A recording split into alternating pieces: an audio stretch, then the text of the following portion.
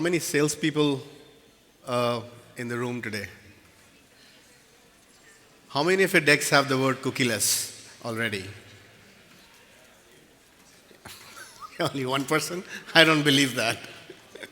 So, anyway, this is a good anecdote. Like when I was at Yahoo, we had like our main sales lead, Paul Cushman, who used to have this whole banner up on the top, like sales ear of the mobile, and he would just change the ear.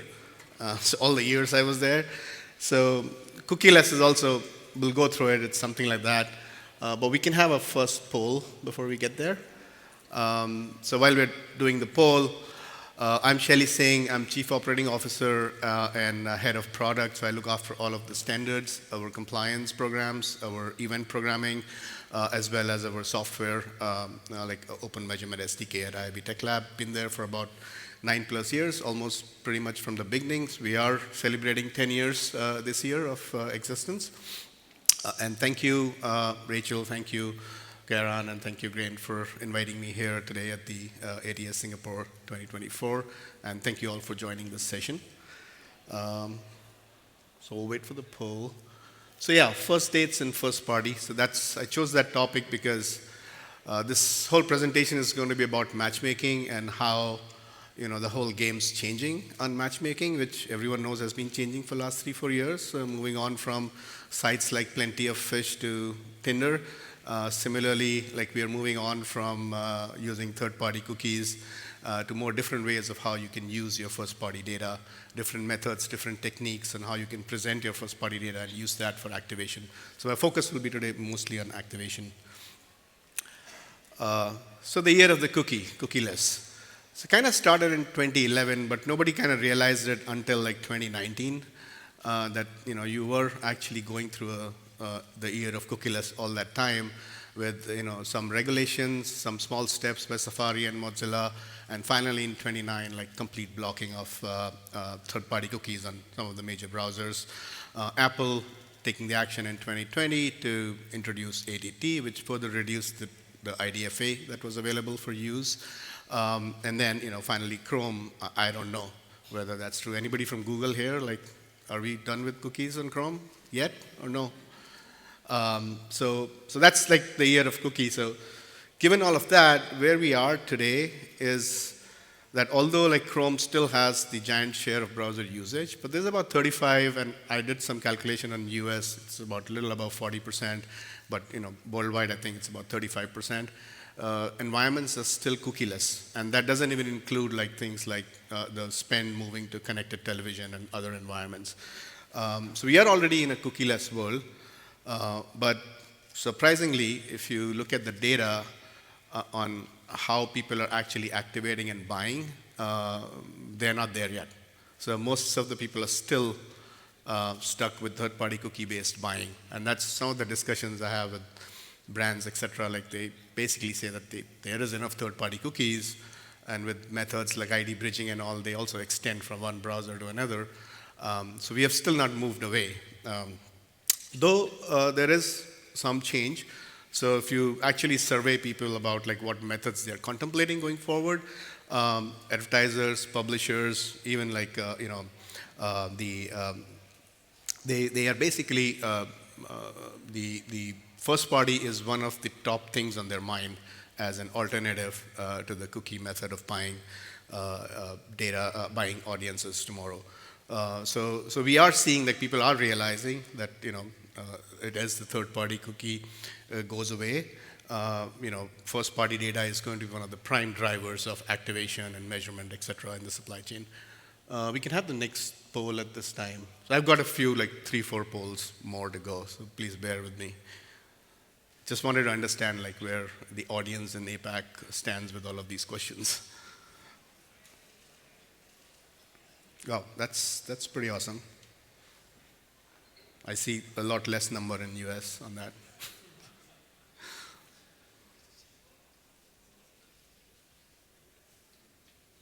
Well, it still stands.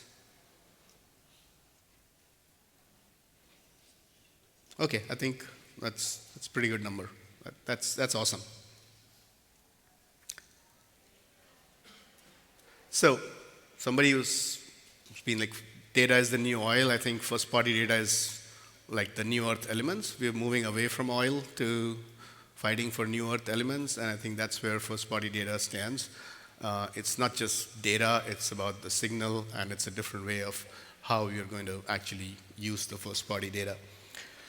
So for today's presentation, I would basically focus on how do you take charge of your first-party data? What exactly are you going to use? The first-party data offers a lot of benefits. One, it exists on all browsers in all environments, not just browsers. Whether it's any device, you have your first-party data. Nobody can, at least in the foreseeable future, nobody can take that away from you. And then another great thing about first-party is that whenever you collect first-party data, you always have a very solid deterministic opt-in signal. So you were able to take care of privacy, regulations, and other privacy policies that your company may have in a much better way. And the third thing is combined with some other supplemental signals like the context and some other methods, it provides a pretty strong foundation. It builds a strong foundation on how to understand your consumer, understand that particular consumer, be able to understand that particular impression, and provide the right pricing and the right bidding on that.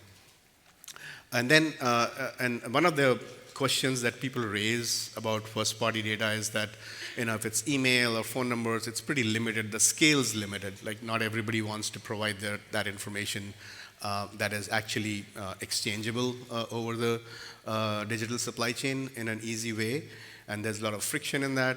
But there are other methods, like with very smart, deep machine learning, and now I won't say the name AI. Like, there's enough discussion around that. But with deep machine learning, you can do a lot of extension of those emails. So you can actually do lookalike modeling. So you can actually extend your reach in a particular environment with some of the methods that are currently available. So take charge of your first-party data. That's kind of the bottom line. So next, so these are the 4 topics that I'm going to cover today. I think these are the 4 primary drivers of how to deploy your first-party data. The first one is data clean rooms. In the last 2 years, I think data clean rooms have gained a lot of prominence and usage. Then second, I'm going to talk about the standard, a protocol called PAIR, which Google has contributed to the industry, and Tech Lab has now taken over, and we are working on providing an industry standard version of PAIR. So I'll talk about that. Third is a standard that we created as part of Project Rearc 3 years back, that is the seller-defined audience, another cookieless method. And then last one I want to talk about is UID2, which is a trade desk, but it's also an industry standard. We do host the open source software for UID2, and then others do the administration and operation of it. So what are data clean rooms? So data clean room is like an arranged marriage. So basically, an advertiser, publisher, like 2 entities agree to commingle and get their data together. And then what they have is data clean rooms are the organizers of that data. So data clean rooms play that role, just like in an arranged marriage. There are people who kind of have the bride and groom meet each other and the families meet each other. And then, the bride and groom they bring their family together. But you know what? The another analogy with arranged marriage is that you know something about the bride and groom, they know something about each other, but they don't know everything, and they spend their whole life trying to discover that. So that's something what a data clean room does. It doesn't tell you everything, and I have another poll at this point. So we'll wait for 30 seconds, I think.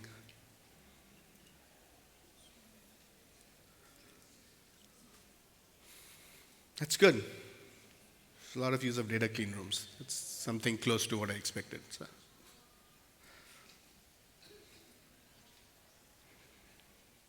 All right, I'll move on. I think this will hold. So what is a data clean room? So they're we produced a data clean room guidance, and we were trying to define data clean rooms in one paragraph or one statement, and we could not agree to define it because it is such an evolving space. There are more and more use cases that are coming up. So we defined like 4 key features of a data clean room. One is data isolation, that it isolates the data from both the contributing parties in different environments, so they never see the data together. Then it deploys privacy-enhancing technologies like encryption and differential privacy or k-anonymity to make sure that one party cannot learn other parties' data, and it's always protected.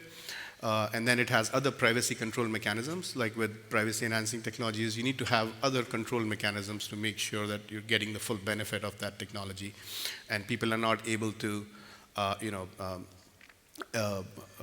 break into threats and other vulnerabilities that are there with each of those technologies.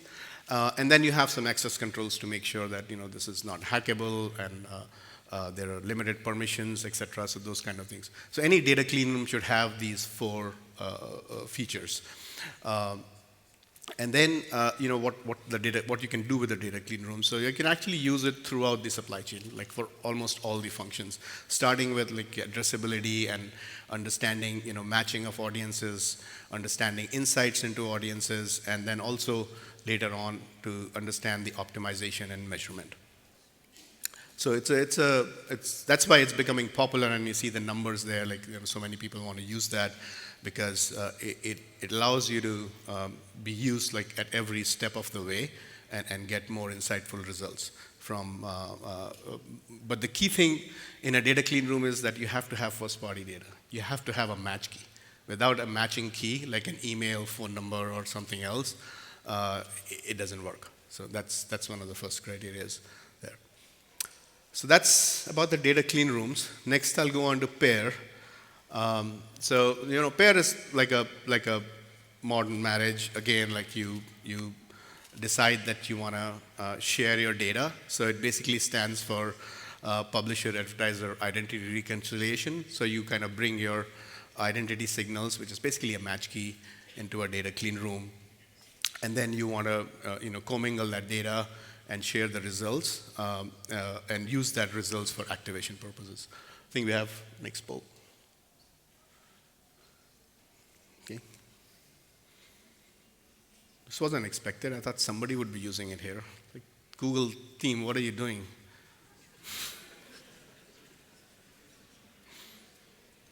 Okay. Oh, wow, that's cool. Somebody's using it.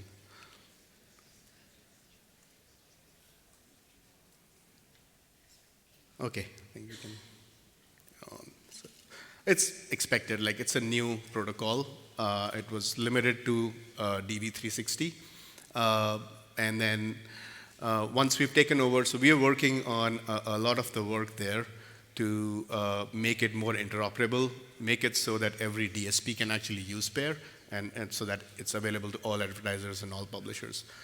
So how does PAIR work? So PAIR, the core technology behind PAIR is what they call commutative ciphers or commutative encryption.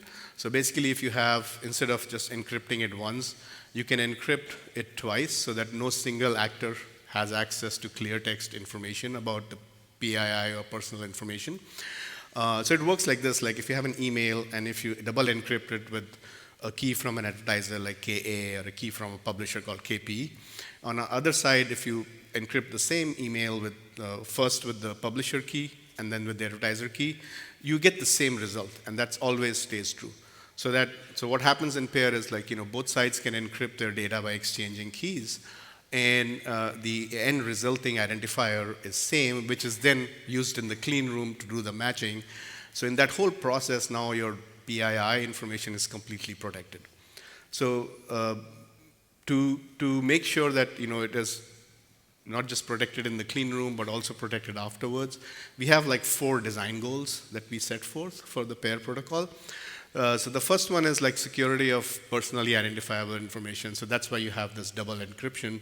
So no one party can have access to anything, any sensitive information in clear text.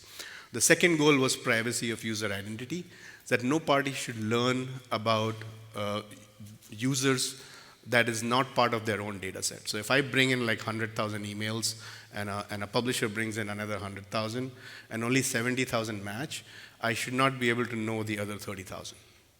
So that's the second goal. The third goal was privacy of audience membership. that it should be impossible or very, very difficult and expensive for somebody outside of this transaction, like other participants in the supply chain, to be able to learn about the audience and to be able to learn about the users. So that ensures that for publishers that there's no data leakage in the process. It ensures for advertisers that they are not sharing, like Nike is not leaking out their users to Adidas for another campaign. So it ensures all of that. And the fourth design goal was the privacy of user context. So which is basically if I'm doing a pair match for say South China Post, I want to make sure that I'm only using it for that purpose and I'm not sharing it with other publishers. So that's the fourth goal. So based on that, we are working on rewriting some parts of the draft of the protocol to make it interoperable for an open internet environment and making it available to everyone. So some of the other benefits, basically, which I kind of already outlined most of the benefits while I was talking about Pair, is leakage of data. It's advertiser control. They have much more with confidence and authority. That's only the authenticated match keys emails that are being used. It's pretty easy to activate in the supply chain. It's almost like an identifier. You just publish a list of pair IDs, and that's what the DSP and publisher can send, and the DSP can match that in the bidding process. So it's pretty simple. It almost reflects the same way as you do with cookies. It's just that you replace that with a pair ID. And all of that method of how do you do that in the OpenRTB is all kind of in our, it will be in our document, and it's already being used with some of the clean rooms. Next is seller-defined audience, and I think we can have another poll here. So this is a standard that we created some time back. My expectation on the yes is probably 0. Because one, it was kind of a little ahead of its time. We created this in 2019, 2020 timeframe. And because the third-party cookies still exist, there's very little motivation or incentive to use this standard. Oh, wow. There's people using seller-defined audience. That's fantastic. I was expecting 0 here, basically. I would want to meet you, whoever is using that. So yeah, we can go on from this. So what is seller-defined audience? It basically allows your publishers, your data management platforms, and other data providers to kind of build a audience profile of users of a publisher, and then reliably without use. So you're not sending any user ID in the supply chain. You're basically sending a blob of this person has this demographics, he has this behavior. They're looking for buying a car, and so you're kind of defining that, and you're sending that. So there's no third-party cookies involved. There's no user information. So there's no leakage from the publisher side, and then it allows buyers to kind of streamline their buying based on what they do with PMPs today, like how they define a campaign buying. So they can do that against audiences instead of a campaign. So it allows like a clear match between the buy-side requirement and the publisher's audiences, and then you buy that audience on that. So how does it work? It's pretty simple audience. It's pretty simple for me to say that. It's not simple to execute. So audience owners basically have to create audiences based on standard taxonomies. I think that's a very key part of it, that you have to use standard taxonomies because both sides need to speak the same language to effectively transact on this. And we have the data labeling standards for that. And the supply chain participants have to create the audience segment, and the buyers then have to target based on that segment and the taxonomy information.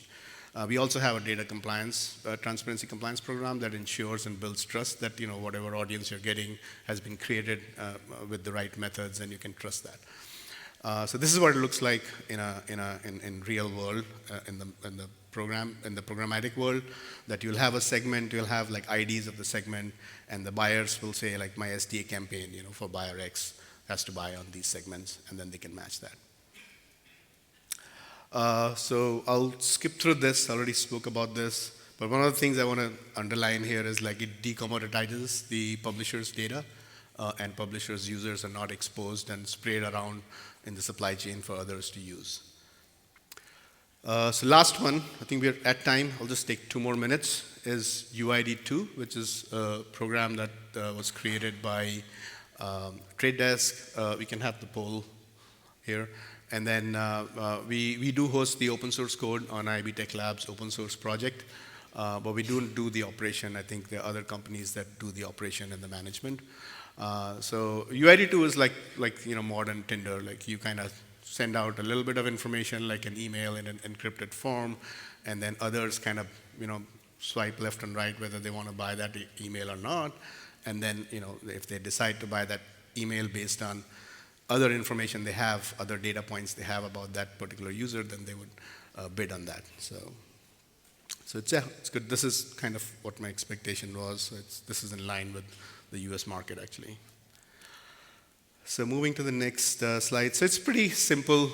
It's a secure. It's again uses some of the privacy enhancing technologies like, first year, it secures the email so that it's not exposed in clear text, and then it has privacy mechanisms to make sure that you cannot collect those UID2s and start building profiles on people. And because of the opt-out and the way the roles are defined, there is an accountability built into the system.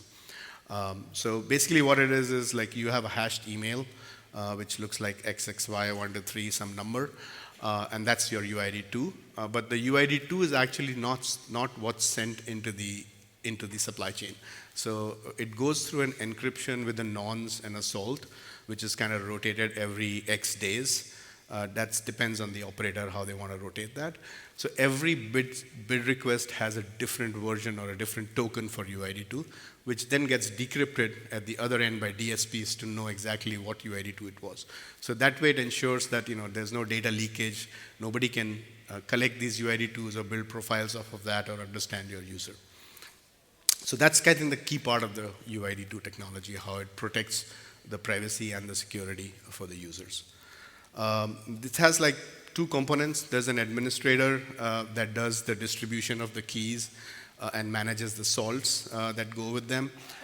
It also manages UID2 opt-out requests and then sends the decryption keys to the other side. And then the operator basically does the actual work of getting those keys, converting them to tokens, and sending them to a supply chain. And then the roles that typically are, there are 2 roles like generator and observer. So generator basically is responsible for maintaining all the keys and salts, etc. Typically a generator would be like a publisher or login providers or advertisers, data providers. And then there is an observer, which again obtains and maintains the keys and does the decryption at the time of bidding, which is typically DSPs, or measurement providers, and advertisers. So that's all I had today, like 4 methods, 4 key technologies to use first-party data. And we are doing a lot more work on the cookieless beyond the first party. I had limited time, so I only covered for this. But we have solutions for ID-based methods. We are building right now a guidance for DCR, a data clean room used for measurement. There's a guidance for ID-less solutions, especially in environments like ATT, where like 60–70% has no IDs at all. And then we are continuously enhancing the taxonomies, which are really important for a new cookieless world. And of course, you've probably already read all our reports on the privacy sandbox. And we are also looking at technologies like differential privacy and educating everyone. So thank you. Thank you, everyone.